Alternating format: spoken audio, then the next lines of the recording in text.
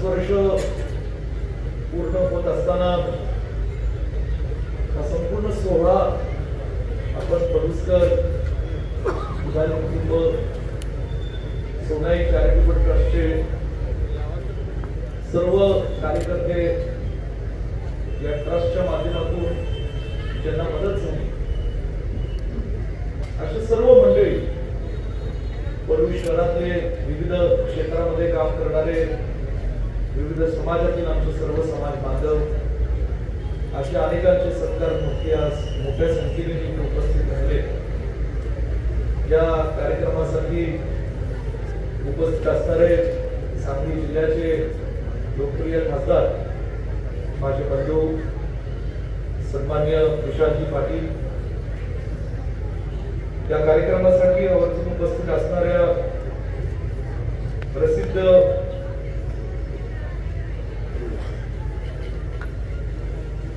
सिने कलाकार आणि बधू राणी गोखले, ज्यांची प्रसिद्ध मालिका आई कुठे काय करते ही कदाचित पुरुषांना कमी महिलांना जास्त माहिती असेल.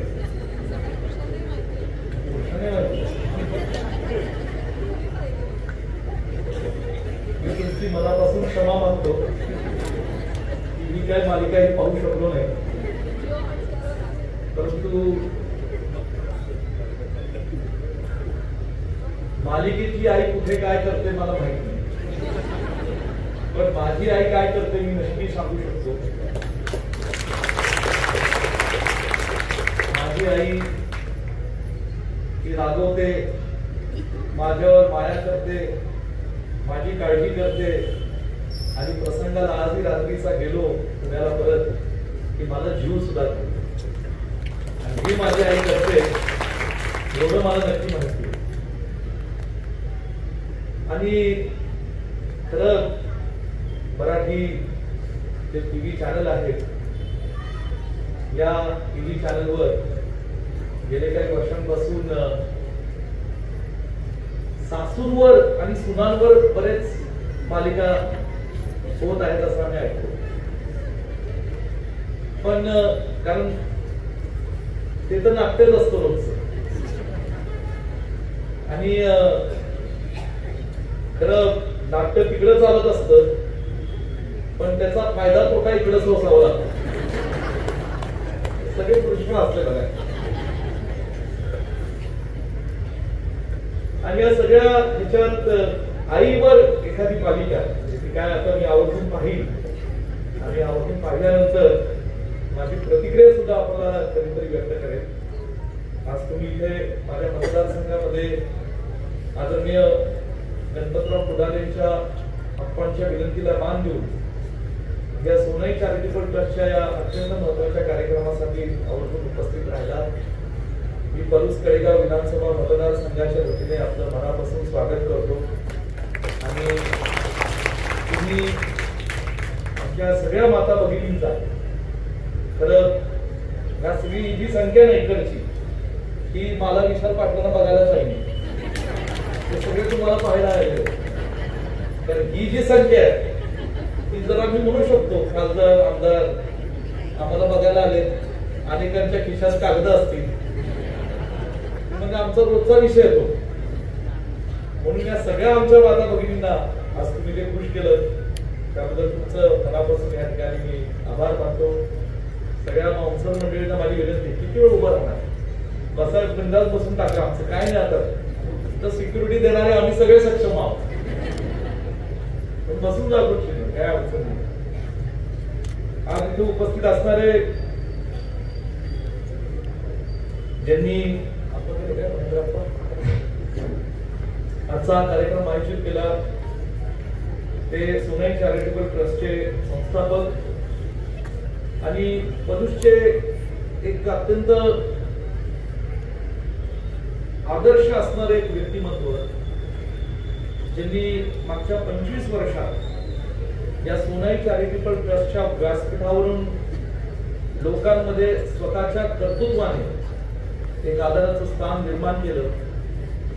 असे आमचे आदरणीय गणपतराव पुढारे अप्पा, आपल्या पलूस तालुक्यातले मानसिक उद्योग समूहाचे सर्वेसर्वा आणि आमचे ज्येष्ठ मार्गदर्शक आदरणीय जे बापू पुदारे कुटुंबातील स्वर्गीय वसंतराव पुदारे दादांचा विचारांचा वारसा पुढे अत्यंत चांगल्या पद्धतीने चालवणारे आमचे बंधू सन्मान्य वैभवरावजी पुदारे, आमचे बंधू सुहासरावजी पुदारे, इथे उपस्थित असणारे पलूस गावचे नेते सन्मान्य भरतसिंह भैया इनामदार, आमचे ज्येष्ठ मार्गदर्शक आदरणीय प्रकाशप्पा पुदारे, वसंतदादा कारखान्याचे संचालक सावंतपूरचे नेते आदरणीय गणपतराव दादा सावंत, येथे उपस्थित असणारे सर्वच आता व्यासपीठावरील मान्यवर आदरणीय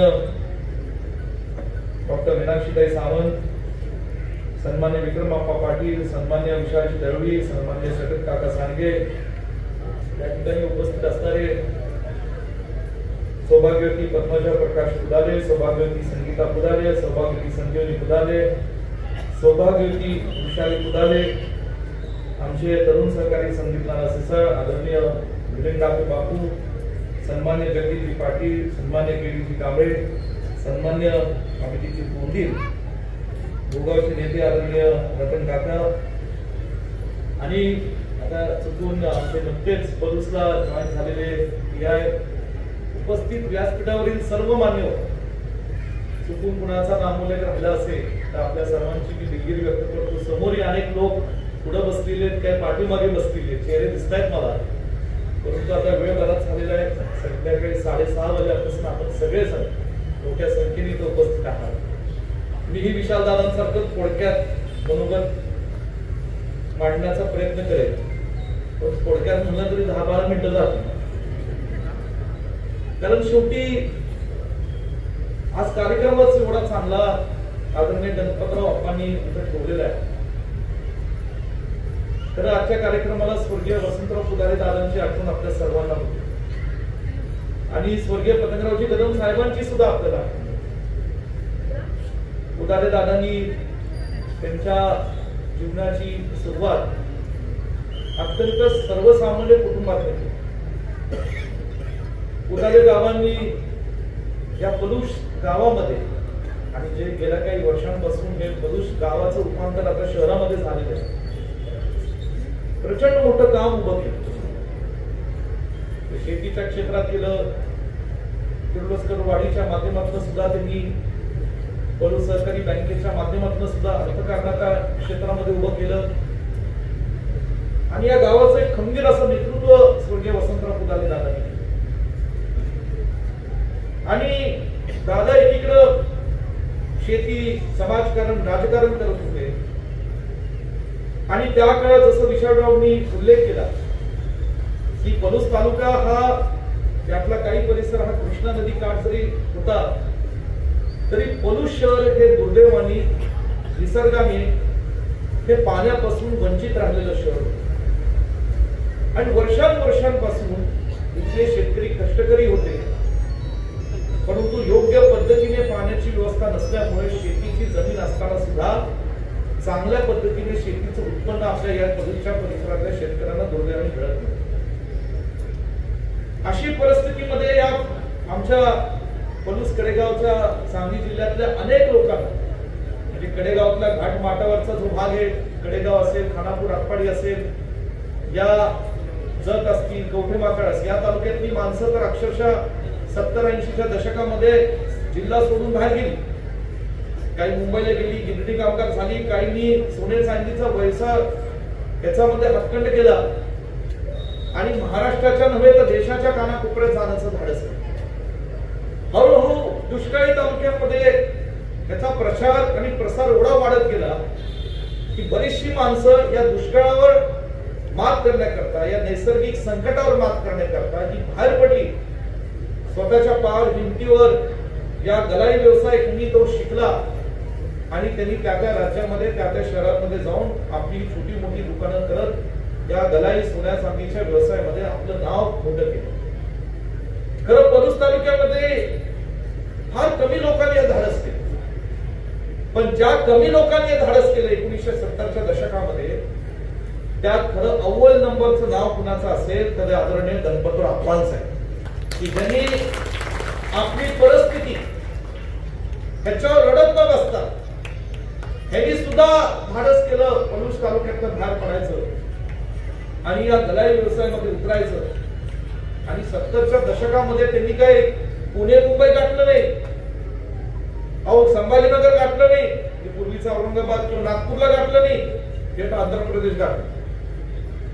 आणि आंध्र प्रदेशमध्ये जाऊन त्यांनी सुद्धा आता परिश्रम घेतले, कष्ट घेतले आणि या परिश्रमातून कष्टातून आप्पांनी सुद्धा त्यांचं एक छोटंसं दुकान सुरू केलं आंध्र प्रदेशमध्ये, सोन्या चांदीचं दलाई व्यवसायाचं। आणि आज मला अभिमान वाटतो, कौतुक वाटतो की माझ्या या मतदारसंघातला पलूस शहरातली एक व्यक्तिमत्व ज्यांनी जवळजवळ 30-40 वर्षापूर्वी हे गाव सोडून दुसऱ्या राज्यात गेले, त्या राज्याची संस्कृती, परंपरा, तिथली भाषा हे सगळं वेगळं असताना त्या सगळ्या परिस्थितीवर त्यांनी मात केली आणि आज स्वतःचा व्यवसाय एवढा मोठा केला की आज जवळजवळ 125 कुटुंब गणपतराव अप्पांच्या या व्यवसायाच्या माध्यमातून या ठिकाणी त्यांचा प्रपंच आणि संसार चालू आहे।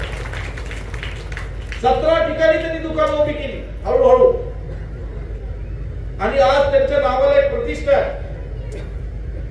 मला आठवतं माझ्या प्रचारासाठी तुम्हालाही आठवत असेल की इथं तेलंगणाचे मुख्यमंत्री माझे मित्र आहेत फार, रेवंत रेड्डी हे इथं आलेले होते आणि मी रेवंत अण्णांना कडेगाववरून पलूसला येत असताना म्हणलं, अण्णा तुमच्यासाठी आम्ही एक सरप्राईज ठेवलंय। मला म्हणले काय?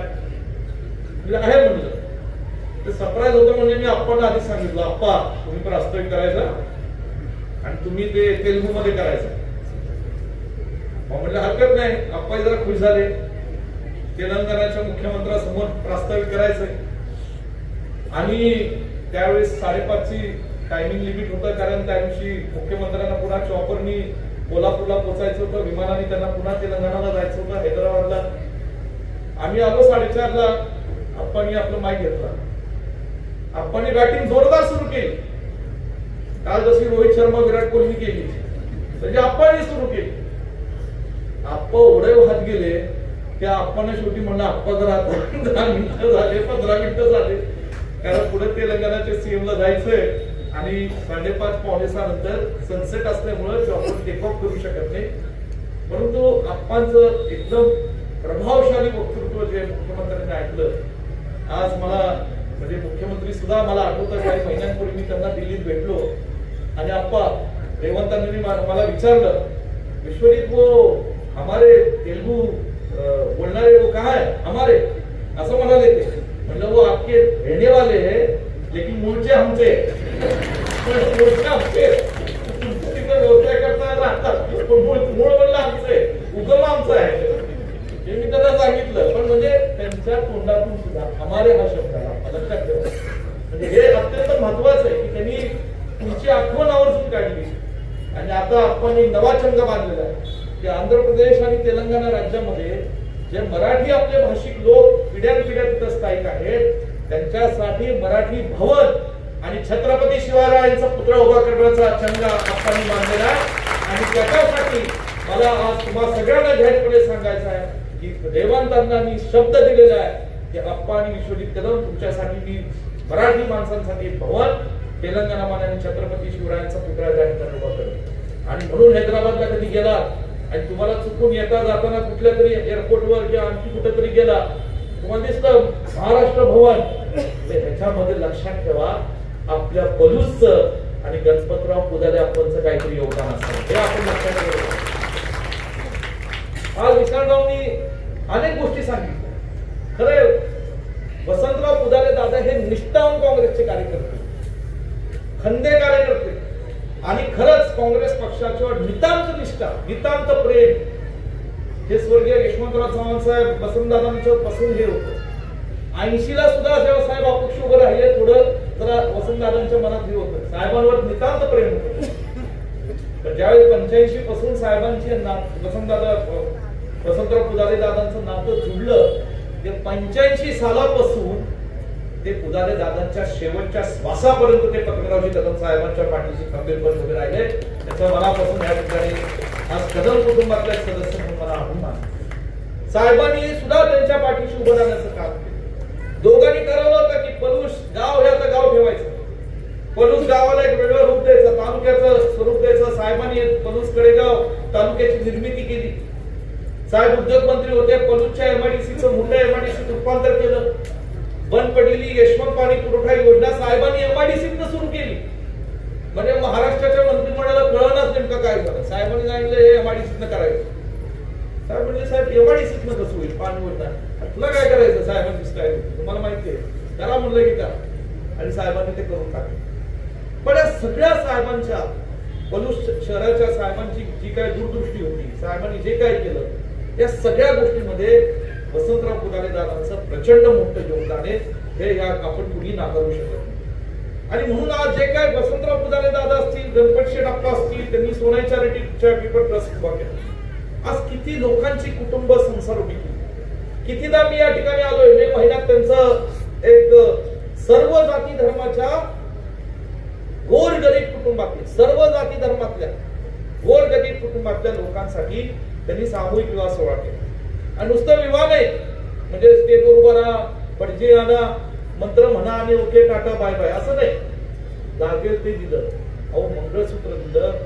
प्रपंच सुरू करताना सुद्धा जे काही साडी आणि त्या मुलाला ड्रेस असेल हे सगळं साहित्य सुद्धा आप्पा देतो. एवढं बारीक विचार आप्पा करायचा. आणि म्हणून या ठिकाणी आज आप्पांनी किती लोकांची लग्न या ठिकाणी संसार उभे केले, किती लोकांची. कदाचित आप्पांना सुद्धा त्याचा आकडा लक्षात नसेल. पण मला आठवतं गेले 20 वर्षापासून दर मेला कुठं 15, 20, 25 अशी लग्न आपण आणि तुम्ही, मी आणि तुम्ही, आपण सर्वजण त्याला साक्षीला राहिलो आहोत. आप्पांनी या ठिकाणी मोफत वह्या गरीब विद्यार्थ्यांसाठी वाटप सुरू केल्या. अशा कार्यक्रमांना अनेकदा मी आलो. कदम साहेब यायचे. गरीब विद्यार्थ्यांना वह्या, कारण मुलं शिकली पाहिजे, स्वतःच्या पायावर उभी राहिली पाहिजे, त्यांना ज्ञान मिळालं पाहिजे, ही आपणची त्याच्या पाठीमागची भावना होती. मध्यंतरी त्यांनी त्यांचा 50वा वाढदिवस केला. त्यावेळी महिलांना आमच्या मोठ्या प्रमाणात त्यांनी अनेक गोष्टींचं या ठिकाणी साहित्य वाटप केलं. त्याच्यानंतर पुन्हा अत्यंत आप्पांनी जे काम केलं हातात सोनाई चॅरिटेबल ट्रस्टच्या माध्यमातून, म्हणजे एखादा व्यक्ती दुर्दैवाने त्याचा मृत्यू झाला तर मृत्यूच्या वेळेस प्रसंगाला घरातली नातेवाईक, पै पाहुणे, त्या व्यक्तीवर प्रेम करणारी माणसं सगळी येतात. पण गरीब माणूस जेव्हा मृत्युमुखी पडतो तेव्हा त्याला मृत्युमुखी पडल्यानंतर जे साहित्य असतं अंत्यविधीचं हे सुद्धा मिळणं एवढं परवडत नाही. तर आप्पांनी वैकुंठात पलूसच्या अंत्यविधीचं साहित्य गरिबांना देण्याचं मोठं काम केलं. आप्पा, हे जे तुमचं पुण्य आहे ते परमेश्वर सुद्धा या पुण्याची दखल घेईल एवढं निश्चितपणे मी तुम्हाला सांगतो. एवढं चांगलं पुण्याचं काम आज तुम्ही या सोनाई चॅरिटेबल ट्रस्टच्या माध्यमातून केलं. बोलण्यासारखं बरंच आहे आप्पा, खरं कुठं थांबावं हे आमच्यासारख्याला कळत नाही. मला एवढंच सांगायचं आप्पा, तुम्ही नेहमीच उल्लेख करता तुमचा, तर पुदाले दादांचा माझ्यावर फार वेगळा अधिकार होता, तो साहेबांवरही होता. मलाही सांगायचं विश्वजित हे ऍडमिशन गरीबाला दिली पाहिजे, नोकरीला दिली पाहिजे. आमच्याकडे 8,500 कर्मचारी भारतीय विद्यापीठात आणि लोकांना मेडिकल कॉलेजेस आहेत, इंजिनिअरिंग कॉलेजेस, हे सगळ्यांना माहिती आहे. पण लोकांना बऱ्याचदा हे माहित नसतं पुण्या मुंबईतल्या की आम्ही 85 शाळा चालवतो ग्रामीण भागामध्ये. 85 गावांमध्ये भारतीय विद्यापीठाच्या 85 शाळा आहेत. बहुजन समाज, शेतकऱ्यांची, गरिबांची मुलं शिकली पाहिजे, हा त्याच्या पाठीमागचा हेतू होता. आणि म्हणून जेव्हा पुदाले दादांच्या माध्यमातून असेल, दादा सूचना करायचे, तुम्ही पण सुद्धा तीच परंपरा चालू ठेवली. बाळासाहेब, आपल्याला हे या गरीब कोणाला ऍडमिशन दिलं, बाळासाहेब आता दिलेलं ऍडमिशन त्याला फी मध्ये मदत केली पाहिजे, देऊन टाकली. हे सगळं या ठिकाणी आज होतंय.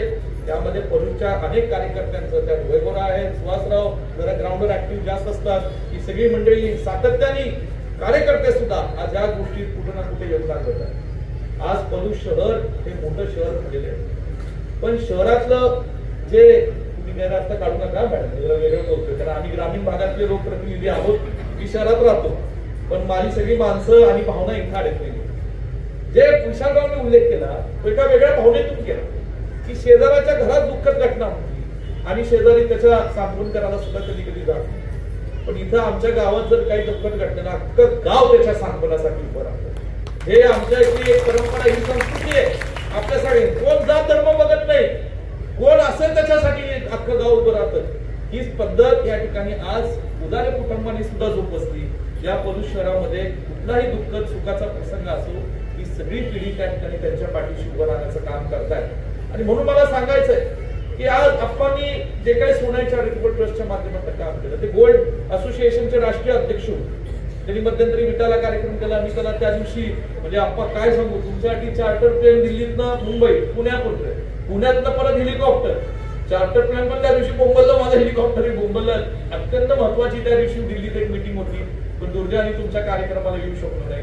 पण एवढा मोठा कार्यक्रम देशातले सगळे आपले मराठी भाषिक की जी काही लोक होती ती सगळी एकत्र जाण्याचं काम ते आपण केलं होतं। तसंच पुण्यात एकदा मोठा कार्यक्रम आपण SSPMS ग्राउंडवर बोलवलं त्यावेळी प्रताप शेठ दादाही आहेत होते आणि त्यांच्या अध्यक्षतेखाली तो भव्य कार्यक्रम झाला होता। आपली माणसं आज कुठं गेली आज ही सगळी आपली माणसं जरी मोठी झाली तरी एक आपण लक्षात ठेवलं पाहिजे की ह्यांना आपण कुठून आलो जी माणसं आपल्या संघर्षाच्या काळामध्ये ज्या मातीत आपण घडलो लहानाचे मोठे झालो त्या परिस्थितीचा भान घेऊन त्यांना मदत करण्याचं काम आज हे पुदारे कुटुंब आप्पा सोनाई चॅरिटेबल ट्रस्टच्या माध्यमातून करतायत त्याबद्दल मी मनापासून तुमचं अभिनंदन करतो।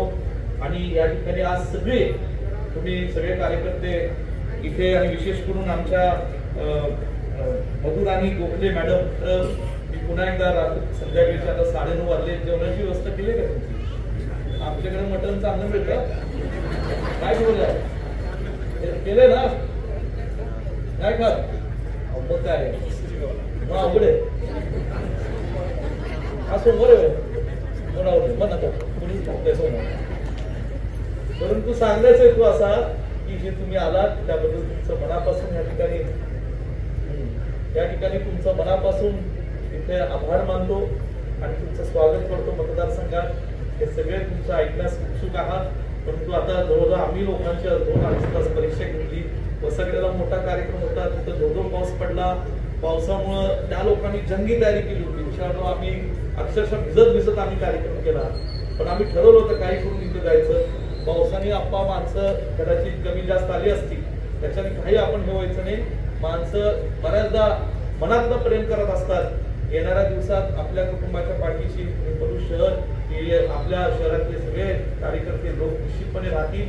मला खात्री आहे की आज तुम्ही सगळे कार्यकर्ते मी जमलेले आहात हे आपल्याला येणाऱ्या दिवसात पलूस शहराच्या विकासानं हे शहर मी आपल्या पाणी पुरवठा योजनेच्या कार्यक्रमातच सांगितलं साहेबांनी हे शहर महाराष्ट्राच्या नकाशावर आणि आज तुम्ही जी जबाबदारी मला सोपवली तुम्ही जे आशीर्वाद मला दिलाय तुम्हा सर्वांची सेवा करण्याची जे काही पाठबळ साहेबांची पुन्हा एकदा महाराष्ट्राच्या राजकारणामध्ये आहे ज्या काही संस्था साहेबांनी उभ्या केल्या ते गोरगरिबांसाठी बहुजन समाजासाठी शेतकऱ्यांसाठी महिलांसाठी तरुण पिढीसाठी त्या सगळ्यांच्या बळावर तुमच्या आशीर्वादातून पलूस शहर हे हिंदुस्थानाच्या नकाशावर कसं जाईल हे अहोरात्र प्रयत्न निश्चितपणे मी करेल हा विश्वास तुम्हाला देतो आणि पुन्हा एकदा आपल्या आप्पा तुम्हाला मनापासून माझ्या शुभेच्छा देतो आणि गोखले मॅडमचं स्वागत करून इथंच थांबतो। जय हिंद जय महाराष्ट्र।